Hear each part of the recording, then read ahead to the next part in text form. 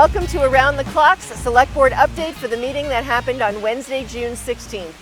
We had a full hour of scheduled appointments starting at 7 o'clock. Our first appointment at 7:05 was the announcement of the acting chief. He will be Chief Briggs, with Chief Alfano retiring as of June 30th. Chief Briggs will be taking over as an acting chief until we determine the process for hiring a new chief. From there, we had a discussion and an appointment with the corner spot for decanted wine. This is a very fancy camper that has been redone, and they're going to be coming to the corner spot on two dates to offer wine and some beer for the event that's happening. One is Culture Fest and one is a women's shopping event. So make sure you check out the corner spot calendar for both of those events. And we did approve the one-day licenses for those dates. From there, we went to a discussion with Ashland Ale House. They are looking to do a permanent patio and permanent outdoor seating. Even though the governor has signed a bill for temporary outdoor seating for restaurants, this is now looking to do a permanent location for Ashland Ale House, similar to what we did with TJ's at our last meeting. From there, we went to a discussion with Boston VIP Limo Service. They are an Ashland business. They had a location outside of Ashland prior to the pandemic.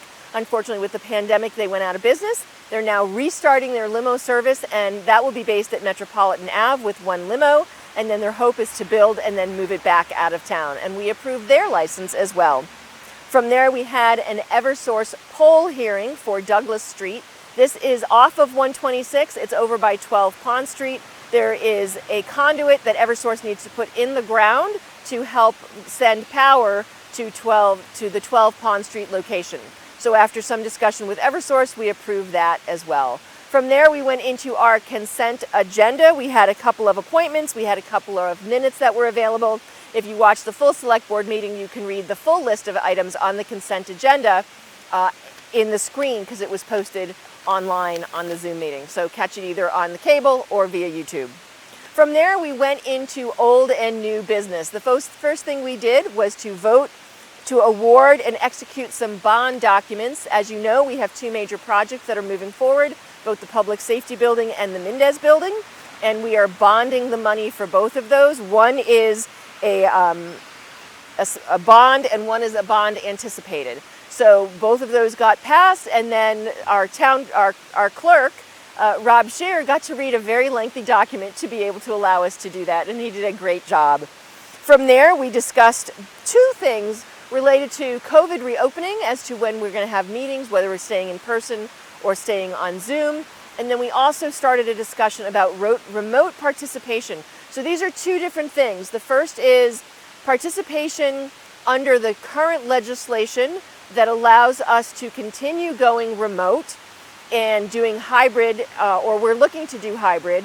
And then the second discussion was remote participation so that when we get out of the emergency orders and the legislation that was just passed, the ability for, if you have a select board or other committee member who is traveling, they can participate remotely in that meeting. And that final vote will be happening at our next meeting. From there, we discussed the naming of the roundabout. So Route 126 project is moving forward, and Ed Bates has been working on this project for probably 30 years, even though we haven't seen movement or in different ways. So we voted at our select board meeting, once the roundabout is built, and we will have some kind of formal ceremony when that happens, it will be known as the Ed Bates Roundabout. Thank you, Ed, for all the work that you've done for our community and for that Route 126 project. From there, we announced a vacancy on the Board of Health and on the Conservation Commission.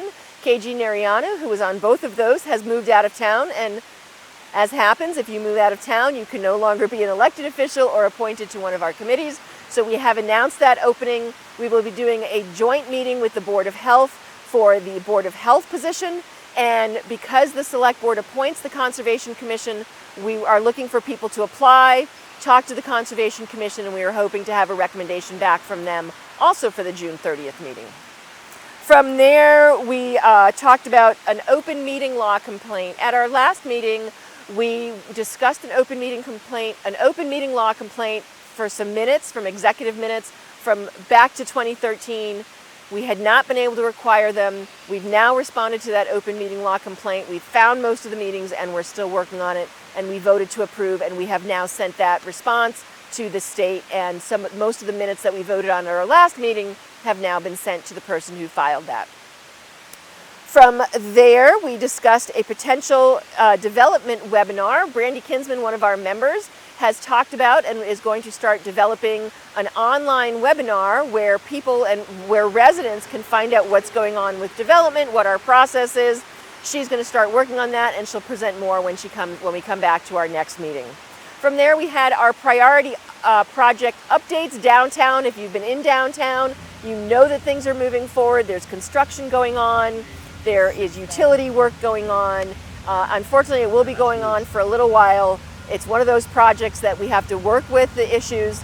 We have heard some complaints about traffic, and I know our staff and our police department are working on trying to improve some of that as some of this construction happens. So if you have issues or concerns, please reach out to the town manager's office or to the public works department to see and maybe we can fix something.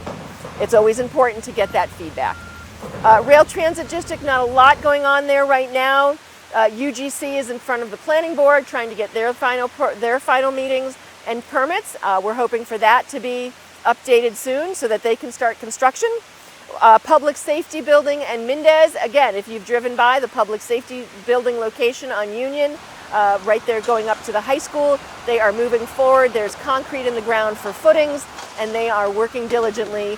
And when we spoke to the chief, we found out that it's going to be about a 12-month process, so very possibly next year around this time, we'll be having a ribbon cutting for a new public safety building. From there, we talked about the Route 126 project that is moving forward. They are doing some sewage work on the south side from Spyglass Hill down to Holliston, so be on the lookout for barrels and police and a little bit of traffic. But again, the project is moving forward. We're working with the state, and we're still trying to get a more detailed schedule. Unfortunately, we've been not had the ability to do that. From there, we moved into our town manager report. We had 3 items. There's been a discussion about a tourism destination marketing district. This is driven by the hotels. We've been given an approach. We've been approached by Framingham State with their hotel there about trying to do this. So we're going to get more information and work with the Framingham State and other hotels, not only in Ashland, but in the area to see about doing this district. What it would do is it would allow us to get some extra revenue to support tourism.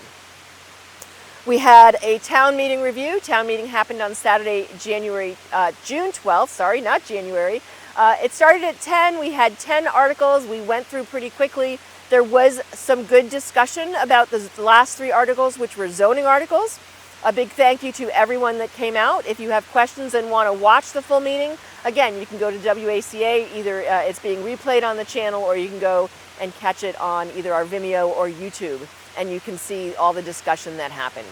And the last thing we had was we were told about a new initiative that Framingham State is planning on doing at the Warren Conference Center. They are planning on creating and offering a university community club, where you would pay an annual membership and it would give you access to the amenities at the Warren Conference Center, and there'll be more coming out about that. We had our board reports and we wrapped up just after 10 p.m. So another good night. Again, the next meeting will be Wednesday, June 30th, because we won't be having a meeting on July 7th. Thanks for watching the Select Board Update.